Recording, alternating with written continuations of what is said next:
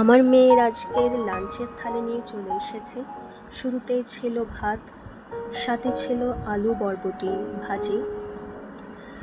আলু ভাজি আমার মেয়ের খুব প্রিয়।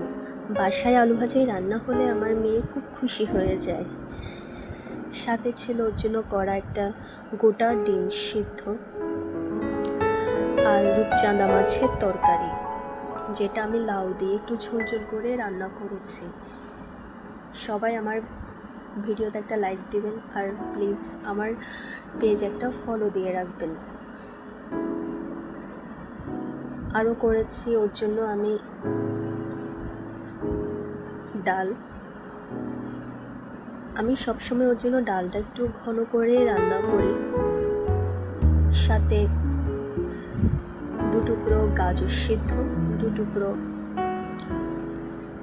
বিট সিদ্ধ আর 2 টুকরো লাউ সিদ্ধ।